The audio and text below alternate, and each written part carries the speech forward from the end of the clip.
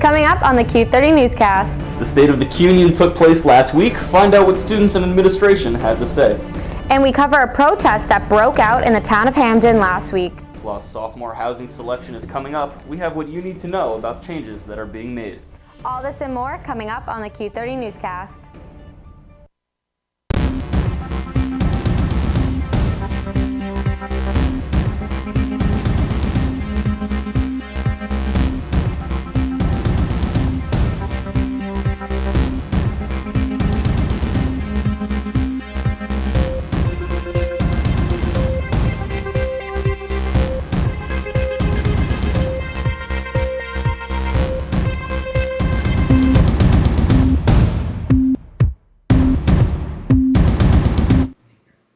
Good evening and welcome back to the Q30 Newscast. I'm Kaylee Heffler.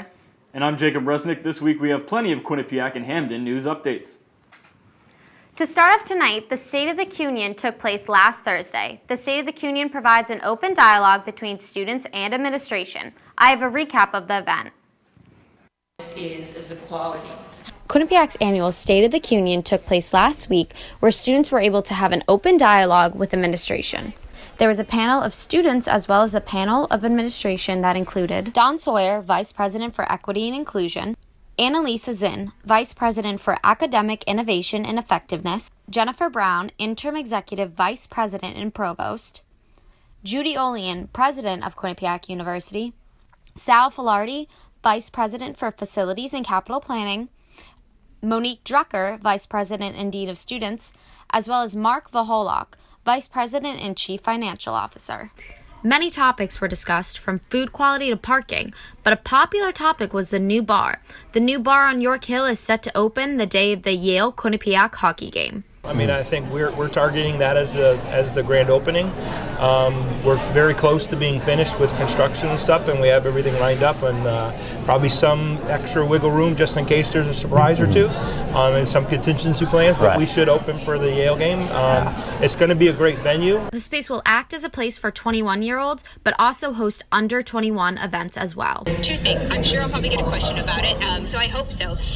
Because I want to convey a couple things. That this is a beautiful space for the university, and we are planning programming for both those who are 21, and also we'll have events for people who are not 21. So we'll have non-alcoholic at nights, we're going to have trivia nights, happy hours, we're going to have lots of different things, comedians.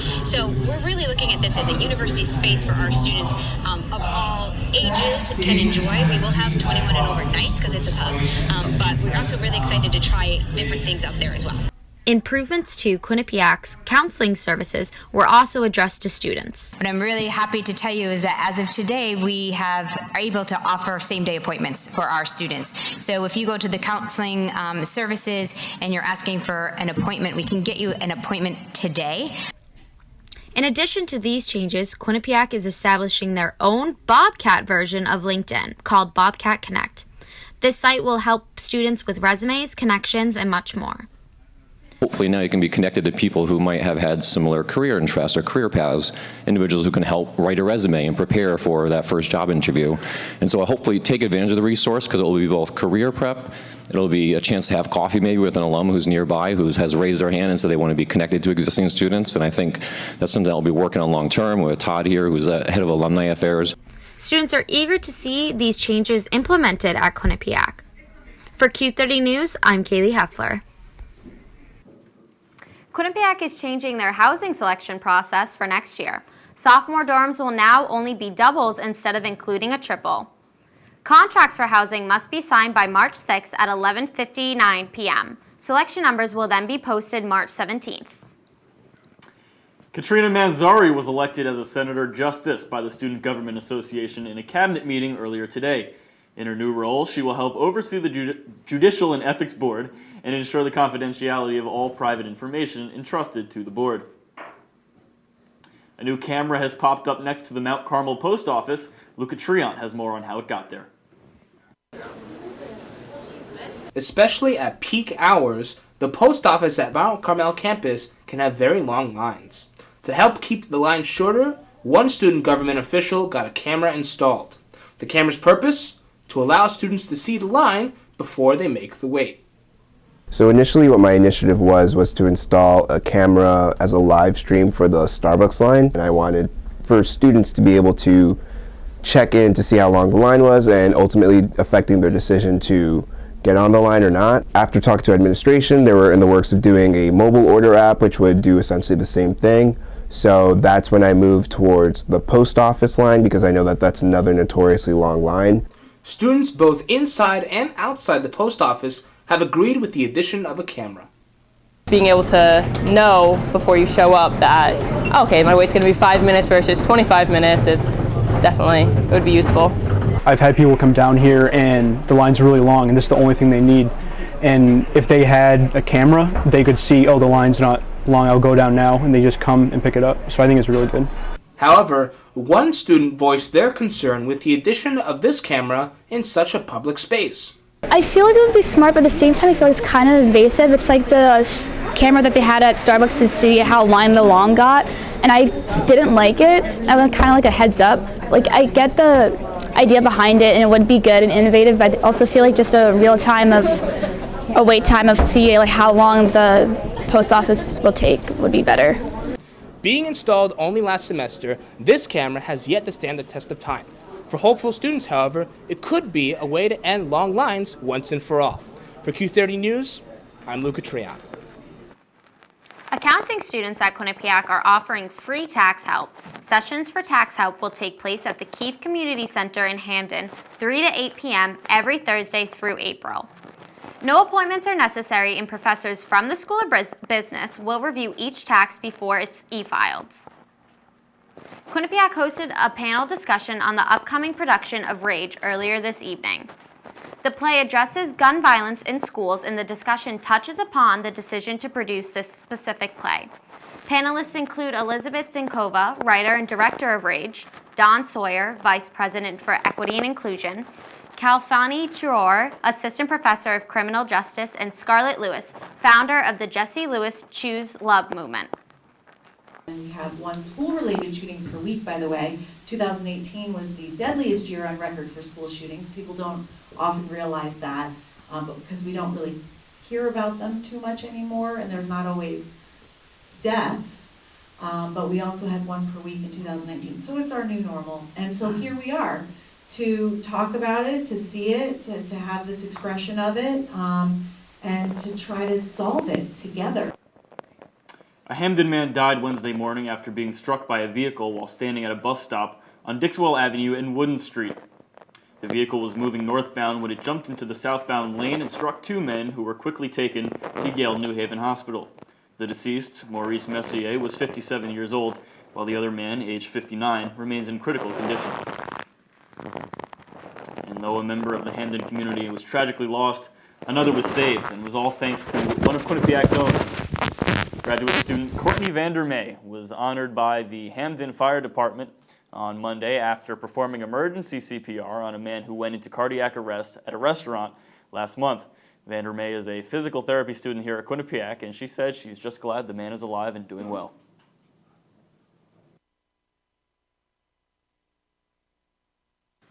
The flu has broken out at Quinnipiac. Q30 spoke with Christy Chase about the outbreak. Usually see a high volume in February, but it seemed to be, that third or fourth week in January, we were seeing record numbers. I've been here for 13 years, and I don't think I've ever seen the numbers we've seen this year so far. In order to prevent getting the flu, it is important to wash your hands regularly, use hand sanitizer, and keep your immune system up by sleeping and eating well. For people who do have the flu, cough into your elbow, do not share food with others, and do not attend your classes. Hopefully we will see students taking the right steps to prevent themselves from getting the flu. But now it's time for our first break. When we come back, John Surratt is live in studio with updates on the political scene. Stay with us. 1 in 3 adults has pre-diabetes. 1 in 3. That means it could be you, your favorite brother, your other brother, you, your football buddy, your football buddy. You, the boss's boss. If 1 in 3 adults has prediabetes, that means it could be you, your barber, your barber's barber. Nice work. Thanks. You, your plumber, Breathe right into your foot. your plumber's masseuse. Yes. You, your dog walker, On your left. your cat jogger. Or you, your co-pilot, your co-pilot's co-pilot. While 1 in 3 adults has prediabetes, with early diagnosis, prediabetes can be reversed. Take the risk test at doihaveprediabetes.org to know where you stand. While 1 in 3 adults has prediabetes, with early diagnosis, prediabetes can be reversed. Take the risk test at doihaveprediabetes.org to know where you stand.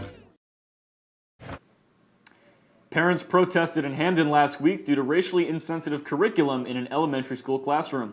Skylar Haynes has more. A family from Hamden has gone from everyday routines to rallies calling for a change in the local school system, after a Westwoods elementary school teacher gave her 5th grade class roles in a play meant to introduce them to slavery. 2 black students were cast as slaves number 1 and number 2. One scene involved a slave driver cracking a whip at them as they lay down in a slave ship. While Dr. Carmen Parker says her daughter will never, quote, be a slave for 10 days, end quote, she says it is not about the play anymore or the teacher who has now been placed on leave. Isn't just about race responsiveness in the administration. This is about bullying. This is about bullying. The play might have been the spark. Bullying was the flame. Parker's daughter has been bullied for being the reason the play was stopped, and this, her and her husband say, has not been responded to appropriately by the school. And she even mentioned to me that, Dad, this is a place I'm supposed to go, learn, and be happy. And that's all I want for my child. I want him to be able to go, learn, and be happy and be treated right. Hamden has struggled with responding to racial issues in the school district before. A mother whose daughter went through similar racially charged bullying has been vocally for many years. We made it clear to Dr. Parker that nobody's leaving, and nobody's scared, and nobody's afraid. We will stand up against what is wrong in this town, and we will make it better. We'll drag this town kicking and screaming into the new millennium if we have to. When a group of parents went to the school to have a conversation about diversity training and employment, as well as better response to bullying reports, the school called the police. In a statement, the school explained they were concerned about the use of the word protest in a Facebook post and called police only for preventing escalation. They called police. The parents with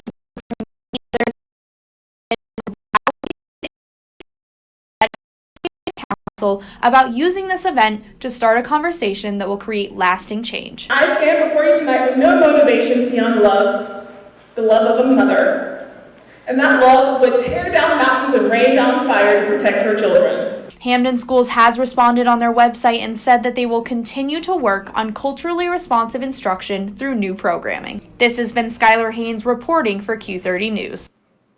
A new speaker series has kicked off at Quinnipiac called The Sociology of Love and Inequality. Dr. Clark, who has a PhD in sociology from the University of Pennsylvania, looks at romantic, sexual, and reproductive experiences of college-educated Black women. Her research has revealed that inequalities in marriage and women's overall unsuccess in romance has led to less contraceptive use and unplanned pregnancies and abortions. The New Hampshire primaries finally arrived Tuesday night, and Quinnipiac students got a first-hand look. 19 political science students spent over a week in the state with Professor Scott McLean, campaigning for a candidate of their choice and learning how campaign professionals think and strategize about mobilizing support. The Democratic primary was called last night in favor of Vermont Senator Bernie Sanders. The Girl Scouts annual hackathon took place February 2nd. The hackathon gives girls the opportunity to work in teams with a computer science mentor. The girls work to develop a smartphone app that will develop a nonprofit. John Surratt has the latest on the impeachment trial in the Senate. And he has more information on what happened after the New Hampshire primaries. Politics is all over the news this time of the year, so let's get into it. First, we start with the New Hampshire primary on the Democratic side. As the results came in last night, that Senator Bernie Sanders won the primary as he received 25.8% over Mayor Pete Buttigieg, who received 4.5% of the vote. Both tied with 9 delegates, and Amy Klobuchar came in third with 19.8% and 6 delegates. Elizabeth Warren and Joe Biden came in at 4th and 5th respectively, but were more than 10% off the top 3 vote getters. And staying with the Democrats, 2 of the candidates dropped out of the race following New Hampshire. Andrew Yang and Senator Michael Bennet dropped out. Yang only got 2.8% of the vote, and Bennet came in at last at 0.3% of the vote. Yang had started his campaign in 2017 with no prior political experience, but got some fanfare until last night. Bennet started his campaign in May of 2019 and is a current senator of Colorado. Now back to the Republican side, President Donald Trump won the New Hampshire primary. He won not as big as he did in the Iowa caucus, but still won with 85.8% of the vote. Governor Bill Weld came in at second with 9.1% of the vote. 4 years ago, this was President Trump's first primary victory. The amount of votes President Trump received were double of former President Obama received in 2012. The next election will be the Nevada caucus. Sticking with Trump, the president was acquitted after the impeachment trial. There were 2 charges against him where he abused power in office and obstructed Congress. However, only 52 senators voted against him for the abuse of power, while 53 voted against him for obstruction of Congress. There needed to be a 2/3 vote to have him out of office on one of the charges, however, so in the end he was acquitted. All Democrats voted against him, while all but 1 Republican voted to acquit him. That's all for New Hampshire and Trump's impeachment. Thanks, guys, and back to you. Thanks, John, but it's time for another break. When we come back on the Q30 Newscast, Kaylin Terry lets you know what you'll have to wear next week. And Olivia Schuler takes a look at what's happening around the country. Stick with us on Q30 TV. There are amazing things to discover in the forest. Toothless, time to go! What you picking up on, bud? It's a whole hidden world of wonders. And the perfect place to spend time with family. What better place to let your imagination soar? Experience nature and create a memory you can share. Visit discovertheforest.org to find a forest or park near you. I want to eat apples and bananas. I need to eat apples and bananas. Why can't I eat apples and bananas? Support the Feeding America nationwide network of food banks to help provide meals to those in need. Join us at feedingamerica.org. There are amazing things to discover in the forest. Toothless, time to go! What you picking up on, bud? It's a whole hidden world of wonders. And the perfect place to spend time with family. What better place to let your imagination soar? Experience nature and create a memory you can share. Visit discovertheforest.org to find a forest or park near you. Now we go to Q30's Kaylin Terry, standing by with your full weather forecast. Kaylin, what is the weather looking like for this week? Thanks, guys. Start out here with the map. In Torrington, it is 35 degrees. In Danbury, it's going to be 35 as well. In Hartford, it'll be 37 and 39 in New Haven. In New London, it's going to be 37 degrees. And in Newark, it's going to be 34. Now on to the 7-day. Today it was a warm 44 degrees, but it will be even warmer tomorrow at 47 degrees and a low of 27. On Friday, it's going to drop down to 32 and a low of 10. On Saturday, it's going to drop even lower and be only 29 degrees as this cold front comes through. On Sunday, it'll shoot back up to 43 degrees and 46 on Monday, as well as 48 on Tuesday. That's all I have for weather today. Back to you guys on the desk. Thanks so much, Kaylin. We had a nice day today. Few days of rain, quite a few days of rain. I know I was walking out of my dorm the last few days. It was raining every single day, really dreary. Glad to have some nice days, hopefully going forward. I know. Hopefully the rain will stop and the sun will continue shining, though it is supposed to be really cold Friday night. Well, I believe we have Olivia Schuler standing by with our national news. And with the coronavirus still being serious around the country in China and some cases already in the United States, Olivia Schuler has more. Olivia? Thanks, Jacob and Kaylee. We're going to start things off tonight going international. Like Jacob mentioned, a ship is being quarantined where 136 cases of the coronavirus have been found on the Diamond Princess cruise ship. This is the third cruise ship where all people on board were tested for the virus. Of the 136 cases on the Diamond Princess cruise ship, 24 of those on board are Americans. The ship is currently under quarantine, and there is a travel advisory across the globe. Since the outbreak, 1,000 people have died from the virus, and 42,000 people have been affected in China alone. The coronavirus was first detected in Wuhan, China in early January.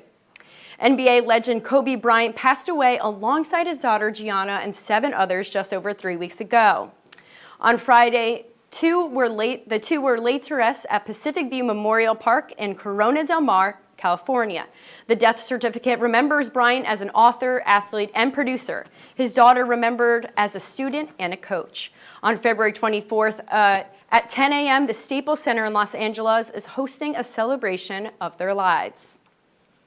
Dr. Grant Robichaux and Sarisa Riley were accused of drugging and raping a woman back in 2018. On Monday, it was announced that the case would be likely dismissed on Friday due to a lack of evidence.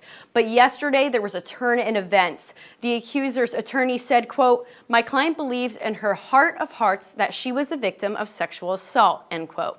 The couple admitted to having an open relationship, but said everything was always consensual. On April 3rd, the judge is expected to rule.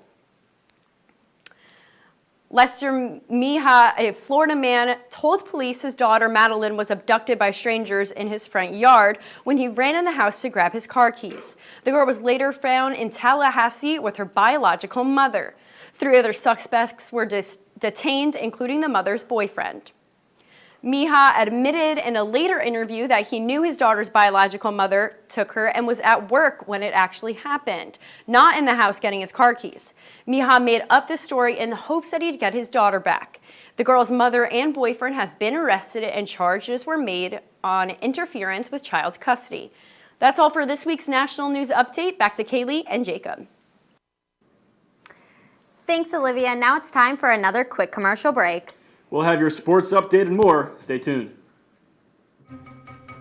Me and my boy Matt had it good. He had catnip that was off the hook. But one day, he brings a girl home, and she's allergic to cats. Every sneeze was a nail in my coffin. Now I'm in a shelter. It's decent, but they don't even have Wi-Fi.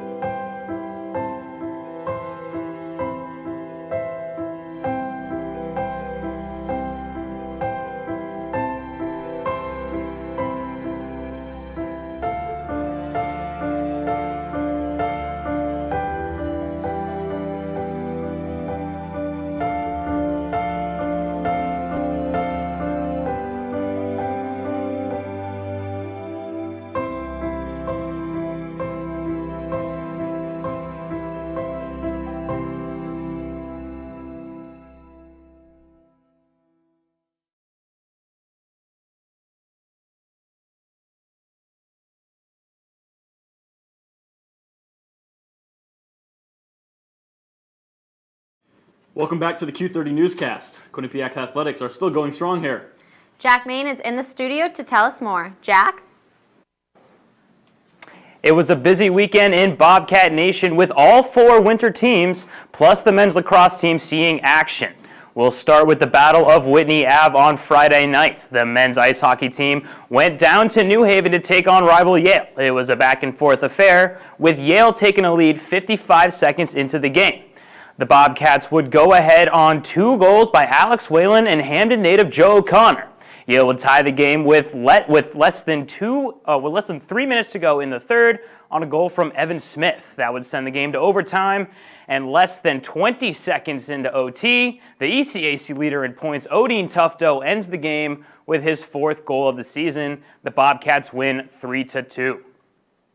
Switching locker rooms now, the women's team would take on winless RPI on Saturday, which coincided with National Women in Sports Day. How would the Bobcats celebrate? By trouncing the Engineers. Alexia Gia put the Bobcats up 1-0 in the first, with Laura Lundblad tallying a goal early in the second.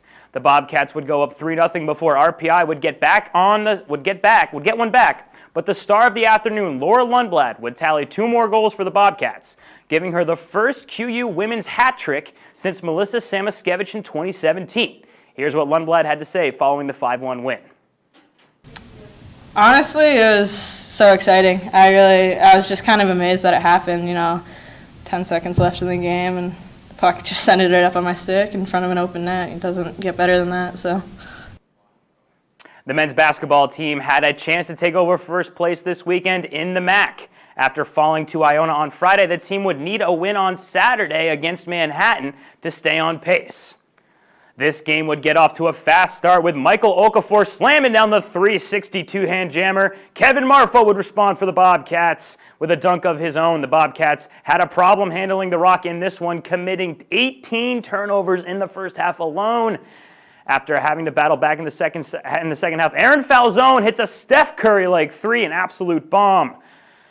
But the Jaspers would have the last laugh as they convert on the buzzer beater and take the win 65-63.